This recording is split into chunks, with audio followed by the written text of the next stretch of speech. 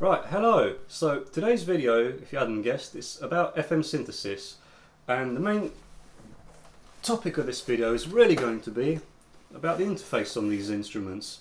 There's a lot of, I think, misinformation on the internet where people think they need software editors, or they find this incredibly complicated versus something like FM7.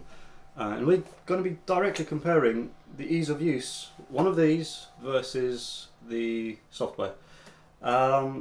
Before we really delve into the interfacing side of things, and because I really want to show you how simple this is, but before we delve into the interface and how we interact with the instrument, the hardware and the software, I really want to cover a bit about FM synthesis, because I don't know, I'm going to treat this as, you know, someone maybe intermediate or beginner, and even if you are not that, you can skip later on in the video about the interface bit. But the first bit of the video I just want to get out of the way is about really the building blocks of FM, and to make it even simpler, I'm going to be comparing it to analog subtractive synthesis. So really, let's get into that.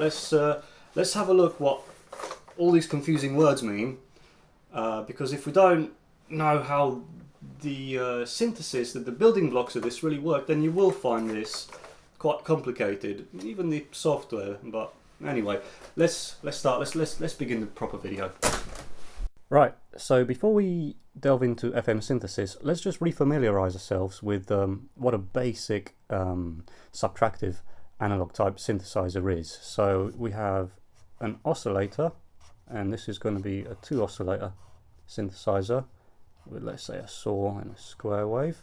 So your oscillators are obviously your sound sources, and then these are fed into a mixer, audio mixer. This is all audio, M for mixer, and these then go into the important bit, which is a, let's say, a low pass filter. This is the subtractive bit in the instrument. So we start with tonally rich waveforms, so these are very rich in harmonics. We mix them, we can tune them in the oscillators, we mix them, and then these get fed into a low pass filter, and then the low pass goes into an amplifier. From the amplifier, let's say we're just going to go into a loudspeaker. That's a crappy loudspeaker there. And then this amplifier is modulated by, excuse my crap drawing, an envelope generator, let's say an ADSR, and this can also modulate the filter, and it can also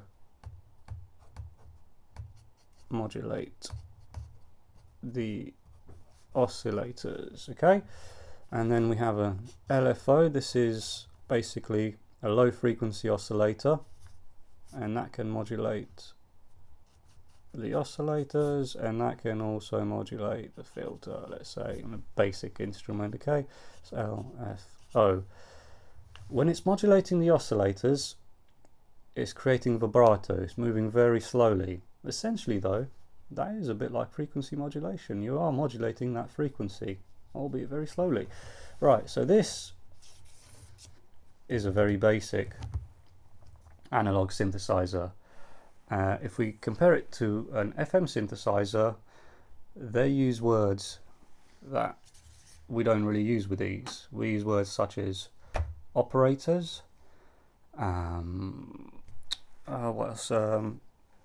Ratios for the frequencies, and the other one, algorithms. Okay, so let's look at an FM synthesizer such as the DX100, which is a 4-op synth, which we'll explain a bit later. And we're going to use these kind of analogy to explain really what the bits are. So, right, so this is a DX100. So here are your words. Look, operator, on-off, algorithm, feedback. Here's a picture of algorithms. So let's have a look at what all these mean. Yeah, look at all that. Look at all this shit. And we know what this is, right? An envelope generator. Right, so we got the crazy notepad out again. Let's start with operators. So an operator in a frequency modulation synthesizer is basically your oscillator, the equivalent of on a subtractive synth. Now, on an FM synthesizer, this is actually made out of it's essentially two blocks. You have the operator itself, which traditionally is always a sine wave oscillator. We're able to vary its frequency in ratios, preset ratios, because, and we're not going to get into the mathematics of it, but they found that certain ratios in FM combined together make pleasing results, right? And other combinations of frequencies sound like garbage. But anyway, right, so we have the oscillator bit itself in the operator, and we also have, each operator has its own, and this is quite important, its own level control, so its own sort of mixer, and its own, let's say, envelope control, which varies its intensity, how loud it is, how loud it's modulating whatever it's modulating, if it's modulating it. So this is one operator, and an algorithm is a configuration of operators. So we're just going to draw operators now as one box, but essentially this is what you have in an operator: the tone generating part, and this is connected to an envelope generator, which is then fed into something else. Okay, so if we look at algorithm number 5 on a 4 operator instrument, we have one modulator and one carrier, another modulator, another carrier, and they go like this. And this is the sum of everything, and this is what you hear. I don't know, let's say loudspeaker again. So we use the words modulator and carrier, okay, again. So think of these as two separate oscillators. If we draw a line down the middle, okay, so a modulator, and these are carriers. The modulators vary the harmonic content, essentially, and the carrier alters the overall output volume.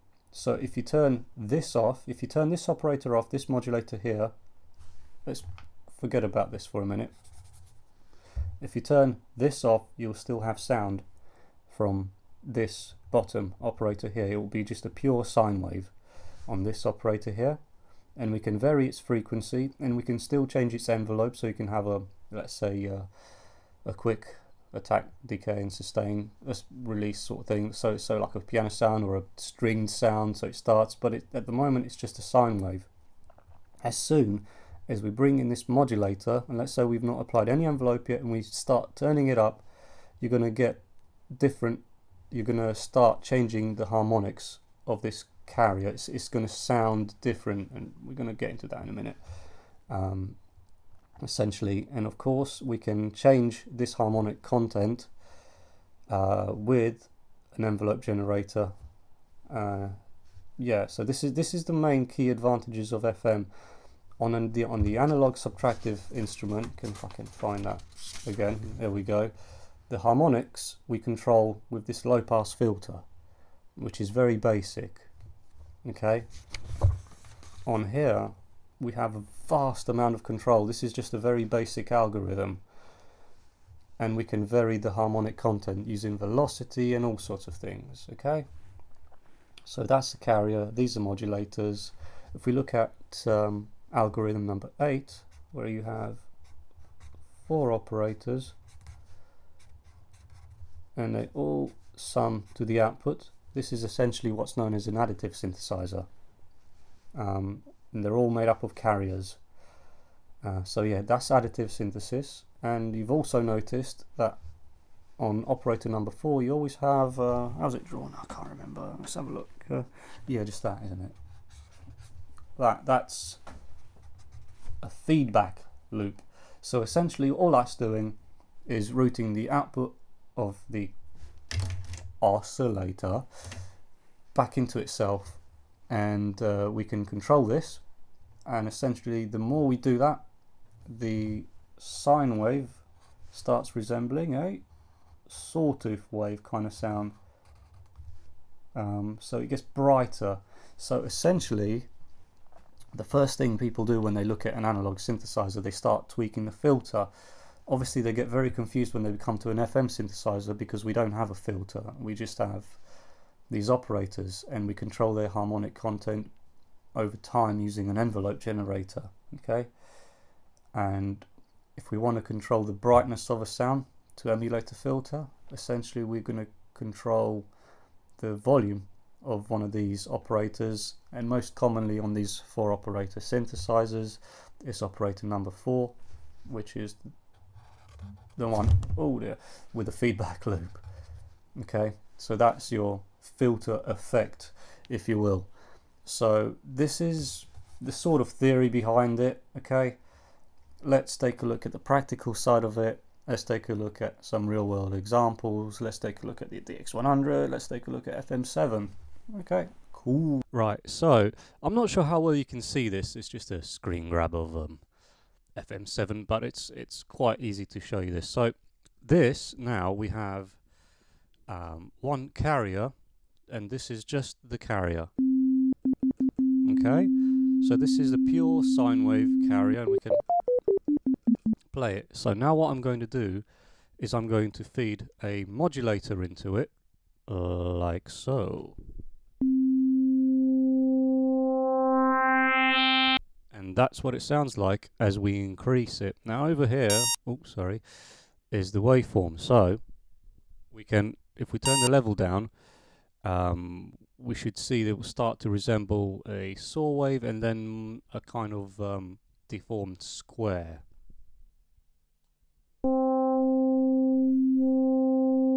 So this is a bit more saw wavy.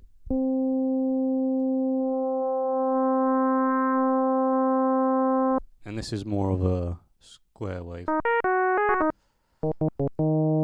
And that essentially is FM. This is, imagine this is algorithm number 5 where I explained to you earlier.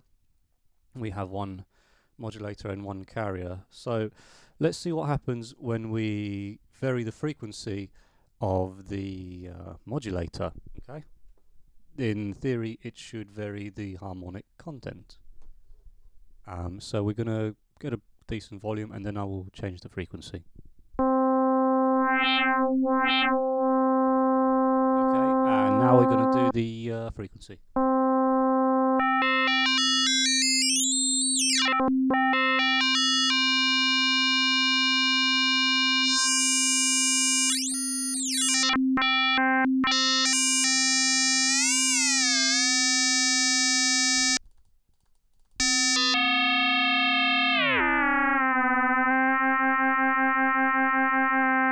So that is what happens when you change the modulator. And now let's vary the frequency of the carrier. In theory, we should vary the whole pitch of the sound, sort of thing.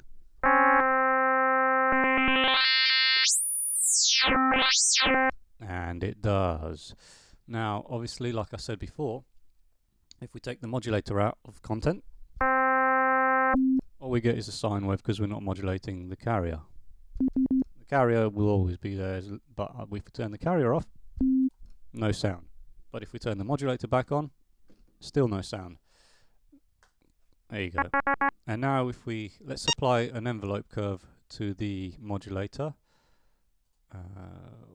Do I have anything preset here? Right, okay, so this is, I don't know if you can see that, sort of a strung string sort of attack. Soft attack, and that's what that sounds like. And of course we can vary its level, its modulation, how much modulation it applies. Okay, essentially this is FM, and we can obviously use that to create more expressive sounds, such as a Fender Rhodes sound. Then obviously its whole purpose is in an instrument, in a real instrument, which is what crazily this is trying to emulate, is the harder you strike a string, for example in a piano or a tine, it doesn't just get louder, the timbre of the sound changes, and essentially we can sort of achieve that with FM. With a conventional analog synthesizer, it was much more difficult. So this provides us with a rich palette of these kind of rich harmonic content that we can modulate and vary. Now, obviously, most of us watching this video don't want realistic sounds. We want do we have anything interesting here? We want, like, no, not even that. That's garbage. So we want like lush sort of sounds, whatever they may be. Maybe not that, but yeah. So with that in mind, what we've seen here, let's quickly maybe take a look at the interface here, and then we'll go to the DX100 and I will show you just how easy it is editing, programming, flicking around the interface. Much quicker, I find, than on here. And then there's also a very big sound difference with FM7, even when we import sounds. So yeah, let's obviously you have your operators here and we can vary them, but this still involves a lot of clicking, and to view to that I have to do that. I mean, yeah, okay, I can change the volumes and I can turn them off, and I've got visual representations. Let's see if I can find this sound that I recreated in the DX100. I made not in the DX, in the TX even. This is going a bit off course, but anyway.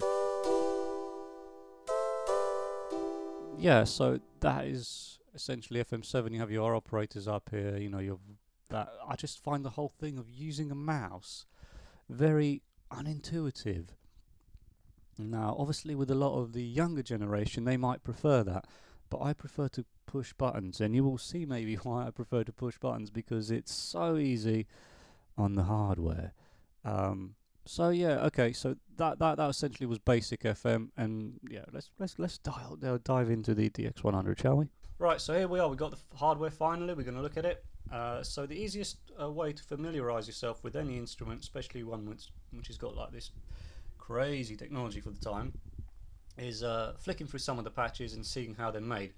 I'm not going to flick through the presets. I'm just going to flick through some of my stuff because I'm more familiar with it. And I'm going to show you how easy this is to operate if we know, like I said in the previous segments, right? We now know what operators are, algorithms, and what they do. So let's take a quick listen to this sound, D50 kind of sound, and let's take a look at what algorithm this uses. So all I'm going to do is hit up the edit button, nice and easy, and we're already on algorithm. But we can see, this is the great thing about this thing. Every one of these things here, every one of these buttons takes you to that bit. So if I want algorithm, I hit algorithm. If I want the feedback, I hit feedback. If I want to change the frequency, I hit the frequency button. Every one of these has an individual button, which makes it extremely quick. I don't have to go with a mouse or anything, I just hit that. And it's telling me I'm on algorithm number 5. Now, I've previously covered this, and we have algorithm number 5 here, and like I said, it's made up of 2 different sections. You can consider it almost as a 2 oscillator synth. This is the first bit and this is the second bit, so you have 2 carriers at the bottom, 2 modulators at the top. These are the bits that the sound will come out of, these carriers at the bottom. So this is really cool. With this, I'm going to split the sound into 2, and this is the easiest way you can make a sound, is to do it in blocks, in little bits. Like when you're revising, start with little bits. Don't just throw yourself in at the deep end and start fucking with stuff about. So on the DX100 we can turn operators on and off just by hitting, when we're in edit mode, it says here, look, operators on and off. I'm going to switch off the right hand side of this algorithm, and we're just going to leave 1 and 2, this side. So all I do is this. I'm sorry. Oh, Oh, I messed up, didn't I? Sorry, 3 and 4 here. Right, and the operators are represented here. You got operators 1, 2, 3, 4, and if I turn them back on, see that? So these are off. So now all you're going to hear is operators 1 and 2. So that's one element of that sound. And now if I turn these off and turn the right hand side of the algorithm on, and if we put it all together, and that is essentially how easy this whole thing is. Sorry, I was just looking for a bit of paper. Okay, so that is it. What else can we do? Let's have a look here. Right, this. Let's turn it down a little bit. Right, so let's say I want to edit the envelope. Now, as I said before, each one has its own envelope generator, each operator. So if we hit up edit again and go into the envelope generator AR, you have here the envelope you're editing, sorry, the operator you're editing, which is essentially your envelope, right? So we can select it with the operator select button and it flicks through them. But obviously this is very annoying if you want to apply a universal like a global envelope, so all the operators are at the same. Okay, so I'm going to go to operator number 4 because that's the main one that's creating this buzzing noise.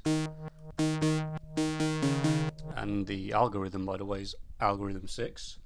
So all of these bottom ones, all of these carriers are essentially we're controlling their level, but the modulation, that buzziness, is coming from number 4. Anyway, let's not worry about that. We're not going to show you that. Right, so back into, if we look here, envelope generator, AR, D1R, D1L, D2R, and RR. It's essentially similar to your ADSR because we got it here. AR, your attack, D1R, the level of that bit of that release there, D2R, that's sustain, and RR, which is your release. So I've obviously hit up RR because that's all I want to do is just change the release, right? Slightly strange on these is the fact that it's like a Korg 700. Everything's in reverse, so when stuff is at 0 or 1 or the low figures, that means max. When it's up the top, it's basically what would be on your analog synth, like 0 on the envelope, and these would be your max. So it's just reverse, so that's right, and this would be like infinity, like really long release. And okay, so I want it about there, 7, right? So all I have to do now, see above store it says envelope copy. You guessed it. I'm going to hit up envelope copy and I'm going to hit them up on all of the same operators. So e.g. 1, 2, 3.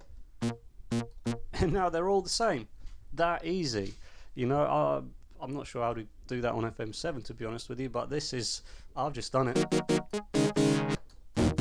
And other than that, right, so this is like a chord memory kind of sound, and we can see that modulation, that's actually the LFO. And I'm going to turn the sync on, and I'm going to turn the speed, isn't it? I want to speed it up so it's. If we want to invert that, I think it's the to turn the delay off. It goes. No, not the delay, isn't it? Ah, see that my one's got a dodgy slider. There we go. And as soon as we hit up that delay, you get. Yeah. Oh, it's a difficult one, huh?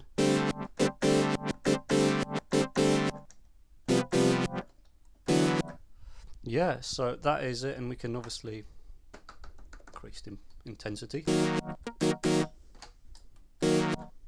Oops, sorry.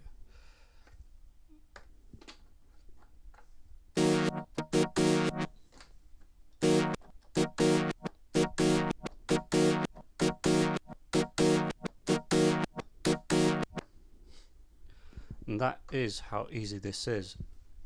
Everything is laid out on the front panel. Let's take a look at another sound. Oh man, I can't. I'm holding the microphone up with one hand, you see, and I've got this stupid camera, and I can't do my pitch bends on my mod wheel. Okay, so obviously you've got your cool SH101 sound. Algorithm is number 6.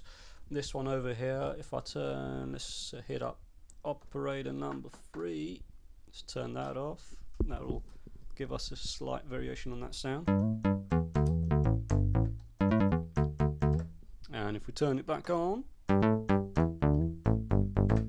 and if you remember what I said, feedback, that controls your brightness of the sound. If I turn it down, you can use these buttons to change, or you can use the slider, doesn't matter.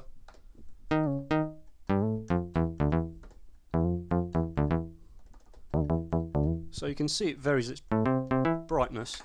Maybe not the best sound to do it. Now let's fuck about with the operator do's. Let's see, operator 1, we're gonna go one of these, right, and we're gonna do this one, leave it there, and do this 140, and that's it. Look at that.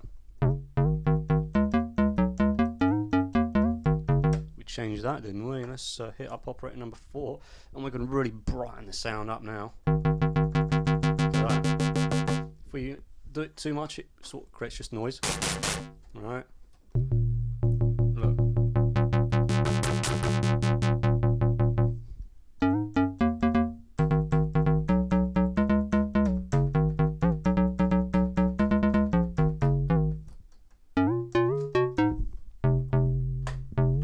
Right. Isn't that so easy? Everything is right in front of you for you. There is a big difference between this and that, and the DX7, which goes one step more than that. And I'm not going to talk about how many operators they have, but this particular synthesizer, you can't really find. Well, that was embarrassing. The camera cut out. Apparently I ran out of battery. Anyway, what was I on before? Oh, I don't know. But anyway, this is how easy it is. You see, a lot of people don't understand is everything is out here for you. Oh no, I wasn't talking about this, was I? Right, yeah, so I was talking about the oscillators, the operators even, frequency ratios. The DX100 and a lot of these cheaper 4-operator instruments were done in very coarse ratios, meaning you cannot get very fine detuning. Therefore, you cannot create like really sort of string sounds which have a lot of very nice fine detuning. Now there is a detune on here, but it's not a very coarse detune, but nevertheless, let's see if I can find a sound where I can just turn on my wheel. Right, this one sort of, yeah, let's can I emphasize right, that, yeah. Right, so this is I think a preset, and we're using algorithm number 5. So what I'm going to do is I am going to take all the detuning off, and then I'm going to compare with that. Yeah. So all of these have no detuning now. So right, and now if we hit the compare button, okay, this is good again. This just goes back to the original sound.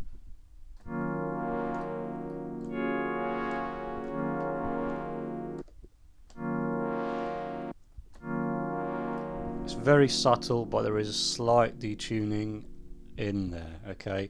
And one way I like to do this is you have one side detuned all to -3, so operator 1 and 2 -3, and then 3 and 4 +3. So you get the most amount of sort of difference between them. And like I said, you have this compare feature, so I can totally mess this sound up now. Right? I don't know, that's right. Yeah. Hit up compare. I think I like the original sound better. I think I'll stay there. So yeah, what else we got?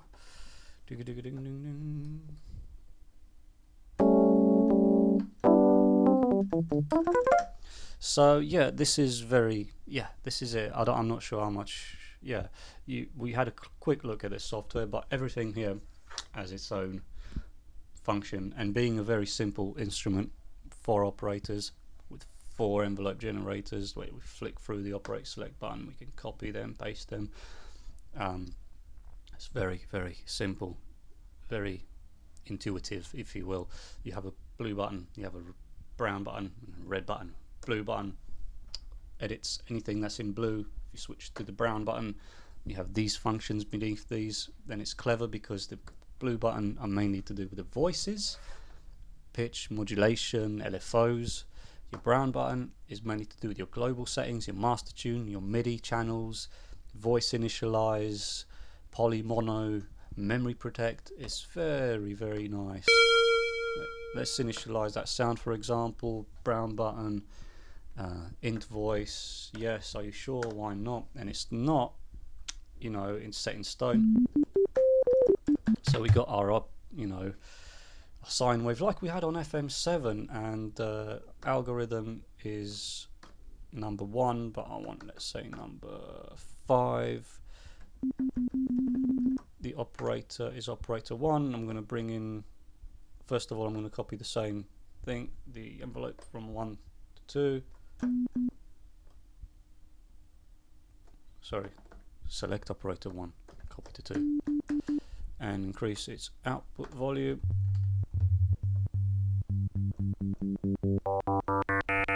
Same as on FM7.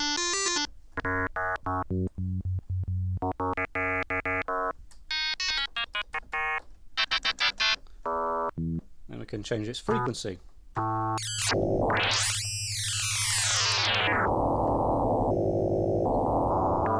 So that's the modulator, and now the carrier.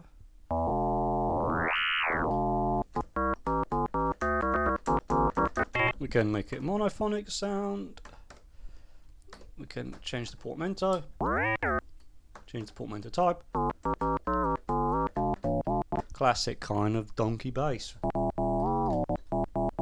And that's without even going in the envelope section and messing with it. So it's a very nice synth to edit. Obviously this similar simplicity to that, slightly more complex, but it's just very tedious with all of these buttons you have to go through.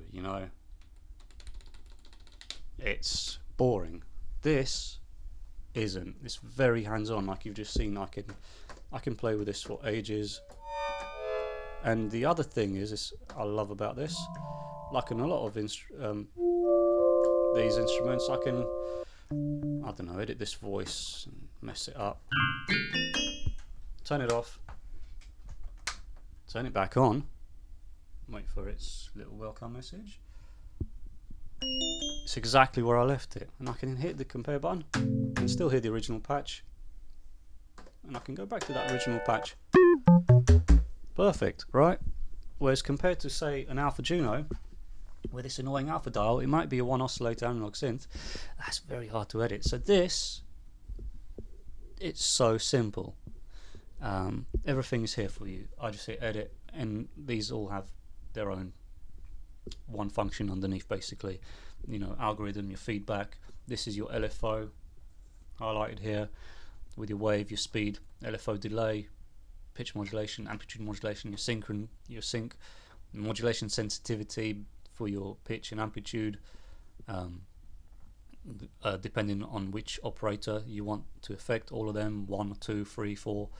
Key velocity, even though this isn't velocity sensitive, it is responsive to velocity.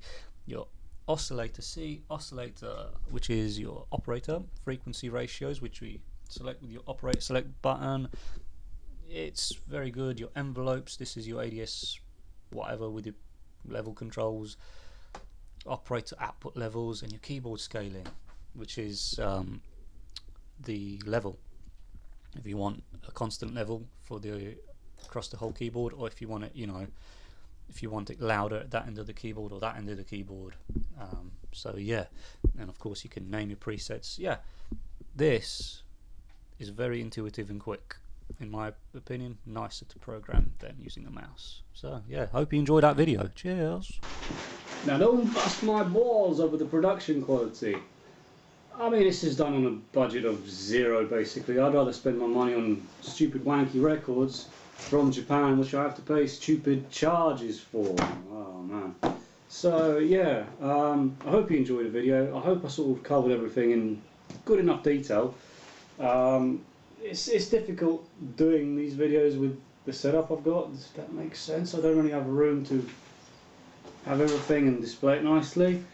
The studio is really tight, and my room is really tight, and I've got records everywhere and all that stuff. So yeah, I hope it was helpful anyway, at demonstrating just how well laid out the DX synthesizer is. And although the 7 is more complex, it still has that same sort of basic familiarity that that 100 has.